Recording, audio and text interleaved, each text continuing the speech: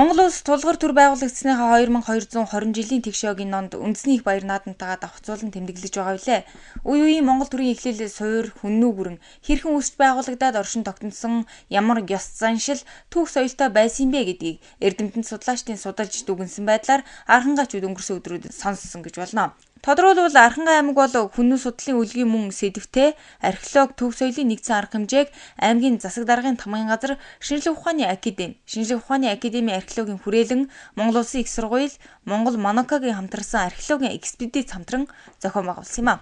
Арга хэмжээнд ихтэй сургуулиудын захирлууд, эрдэмтэн судлаачид, профессор, докторууд болон орон нутгийн удирдлагууд гээд 30-аад хүн оролцсон юм а. Эрдэм шинжилгээний хурлыг нээж Архангай бол хүннүүгийн уугуул нутаг сэдвээр шинжлэх ухааны академийн физик технологийн хүрээлэнгийн захирал Чадраа илтгэл тавилаа. Энэ хүннүү бол үнэхэрийн арангайчуудын барах зүйл мөнөөс мөн. Үүнийг манай археологийн толгойлогч эрдэмтэн, дэлхийд сууд нэрд гарсан эрдэмтэн Аранган уугуул өвгөн цэвэн дорж хүнүү гэдэг бол байсан юм а. Үүнийг хаана голдуу нутаглаж амьдарч байсан талбар нь хаана байсан гэдгийг бүр бодит баримтаар тогтоосон энэ их чухал үйл явдлыг хийсэн. Үүнийг Монголын төр засаг хүлээн зөвшөөрөөд ингээд энэ хойг тэмдэглэх явдал болж байгаа явдал бол үнэхэрийн бас ч гэж арангайчуудын бахархах ёстой зүйлийн нэг гэж ингэж бодож байна. Тэгвэл хүннүү өөрөө дэлхийн гүрэн байсан гэдгийг илтгэлээрээ дамжуулаад танилцуулсан хүн бол профессор Цэвэндорж байсан юм а. Харин Монголын шинжлэх ухааны академи түүний түүхийн хүрээлэн хүннүү судалд ямар хувь нэмэр оруулсан, одоо ямар судалгаа шинжилгээ хийж байгааг дараах байдлаар тайлбарлаа. Шинжлэх ухааны академийн түүхийн хүрээлэн улсын түүхийн бүтээн зохиолуудыг түүхийн зохиолуудыг бичиг ажлыг хариуцж зохион байгуулж ирсэн Монголын түүх судлалын судалгааны тулгуур төв болохын хувьд бол нэлээд ажил хийсэн гэж ойлгож байна. Өөрөөр хэлбэл 3 янзын үндсэн чиглэлээр анхаарч байгаа юм. Нэг нь бол хүннүүгийн түүхийг их сурвалжийн мэдээгээр судлах. Удаад нь бол хүннүүгийн археологийн судалгаа явуулах. Гуравт нь бол энэ чиглэлээр мэргэжилтэй болгосон хүчийг бэлтгэх гэсэн ийм 3 чиглэлээр анхаарч 1940-ад оноос бол дөрвөлтэй судалгааг бол хийж эхэлсэн. 2220 жилийн тэртэйгээр хүннүүгийн төмөн шань гэж байсан. Тэгсэн ууган их хатнаас гарсан ууган хүн модон гэж байсан. Гэтэл шаны бага хатныхаа мэдлэлд орчихсон. Бага хатнаас гарсан хүүг юу яах хаан ширэнтэй суулгах ийм бодолтой байсан учраас юуччи аймаг гэж одоогийн тэнгэр бол таншаан бол энд чод модон ичээр суулгачихсан. Арангай аймгийн нутаг дэвсгэр зөвхөн энэ жил гэхэд 6-аас 7 археолог малталхын ажил хийгдсэн байдгийн байна. Эдгээрийн нэг нь энэхүү арга хэмжээг зохион байгуулсан Монгол Монокогийн хамтарсан археологийн экспедицийн судалгааны зарим үр дүнгийн мэдээлэл байсан юм а. Мөн шинжлэх ухааны академиас бие даан явуулсан Тамирын улаан хошууны дурсгалт газар дах археологийн судалгаа, Франц Монголын хамтарсан гол модны дурсгалт газар дах археологийн судалгаа, Хотон цумын нутаг дах хар балгас олон дов дах малталхын үр дүнгуудыг нэгдсэн болон урьдчилсан байдлаар судалгаа тус бүр дээр ажиллаж байгаа залуу эрдэмтэд танилцуулсан. Илтгэл тавьсан оролцогчдын сонирхлыг ихээхэн татж байсан гэдгийг энд дуулгая.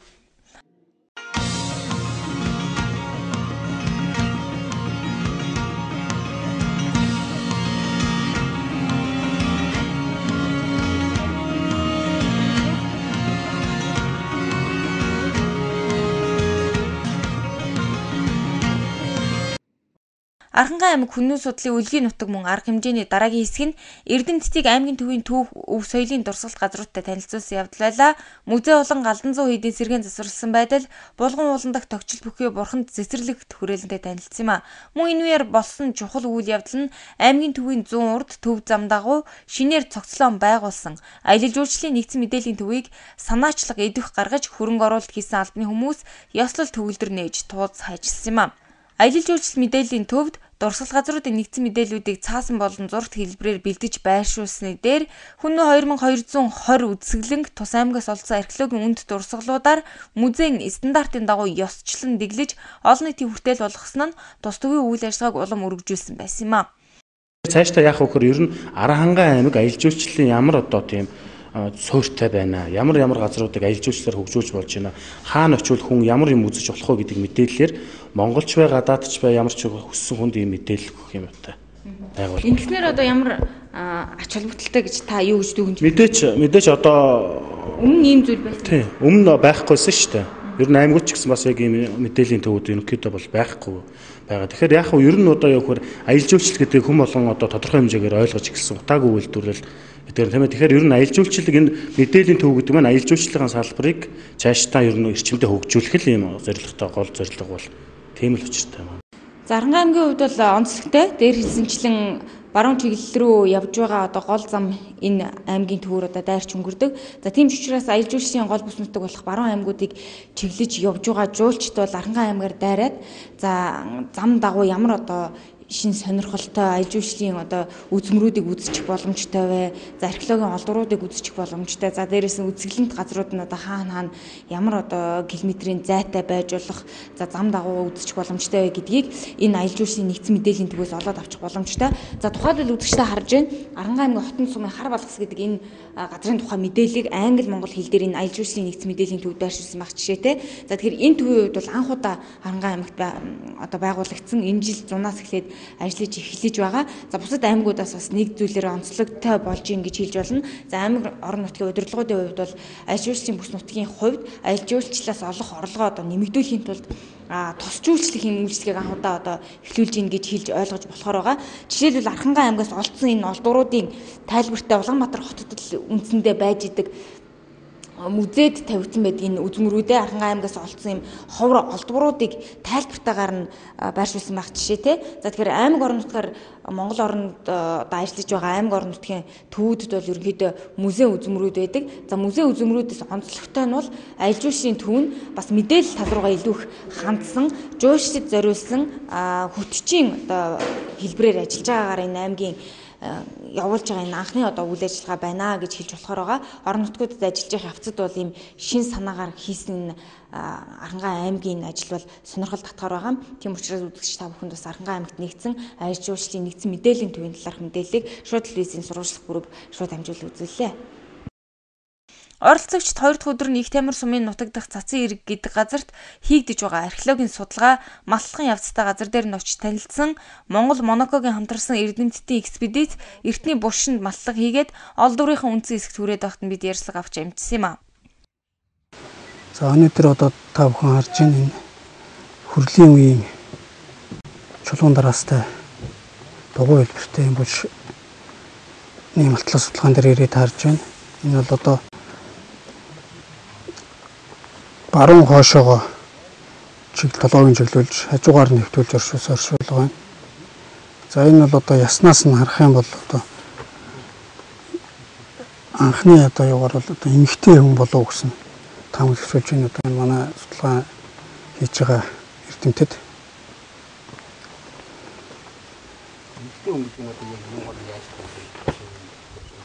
За одоо энэ бол одоо энд антропологч ажиллаж байгаа энэ ясан дээр хүний яс судалдаг. Тэр хүмүүсийн бол анхны урдчилсан байдлаар бол эмэгтэй хүн байна гэж үзэж байгаа. Сүүжний яс тэгээд энэ гавлын яс зэрэгээс урдчилсан байдлаар тэгж үзэж байна. Дараа нь бол лабораторид бүрэн хэмжилт судалгаа хийсний дараа улам тодорхой болно. Нас үүссэн ч гэсэн тогтоогдно. Анхаар одоо энэ яг хэд орчин хэдэн жилийн өмнө байна. За ойролцоогоор одоо энэ нэг манай эртний өмнөх 1000 жилийн өөрөөр хэлэх юм бол одоогоос нэг 3000 гаруй жилийн өмнөх оршуулга байна. Гэтэ лабораторийн нарийн одоо он цаг тогтоох судалгаа хийсний дараа илүү баттай он цаг л хэлж болно. Одоо бидний энэ дэрэгдэн зогсож байгаа уган хөшөөнөх энэ сүлэг сайхан дурсгал байна. За уг дурсгалыг бүрдгэн судалсан байдлаас үзэх юм бол зөвхөн одоо энэ Баян цагааны өндигээс Их Тамир болон Алтан сандал бол хүртэлх газар нутагт 100 орчим буган хөшөө байдаг гэж судлаачид тэмдэглэсэн байна. За энэ буган хөшөө гэдэг маань бол он цагийн үед манай эртний өмнөх 1-р мянган жилийн ихэнх за бүр тодорхой хэлэх юм бол 9-8 дугаар зууны үед холбогдох ийм нүүдэлчдийн гайхамшигт дурсгалын нэг. За үүний утга учирыг судлаачид юу гэж үздэг вэ гэхээр хэдийгээр энэ хөшөөн дээр буг гэх мэт тураг амьтдын дүрсийг дүрсэлсэн байдаг боловч угтаа бол эртний баатар дайчин ирчүүдэд зориулан босгосон дурсал гэж үздэг юм байгаа юм. Монголын тулгуур төрийн үүсэл гарвал өрнөл хөгжил туулсан түүхэн замлын талаар их сурвалж бичгэн баримтад тулгуурласан янз бүрийн судалгаанууд тасралтгүй хийгцээр байдаг ч цаашид бие толдгоруудад тулгуурласан судалгаануудаа улам олноор нь хийх шаардлага биег дээрх маллагууд харуулж байгааг танилцсан эрдэмтэд онцолж байсан юм а. Аранхай аймгийн хувьд судлагдаагүй олон хэрэгэс хүн чулууд гээд түүхийн дурсгал зүйлс байгаа учраас хүннүүчүүдийн угсаа гаргалын талаар археологийн хэрэглэх түүнээр мөшгөх хэлбэрийг нь давмгаа ашиглаж судлал судалгааны баримтаа илүү зузааруулж болно гэдгийг ч эрдэмтэд ойр зураа ярилцаж ажил хэрэг болгож болох эсгэд саналаа хуваалцсан юм а. Ийхүү Архангай аймгийнхан тулгуур төрийн тэгшээгоо эрдэмтдийн археологийн дахин давтагдшгүй үн толдгороор дэглэсэн үзмөрхий аялал жуулчлалын мэдээллийн төвнийн шинжлэх ухаанч байдлаар өнгөрөөлөө. Архангай аймгаас сурвалжлагыг Баатархүү Гандуулам нар бэлтгэн үзүүл.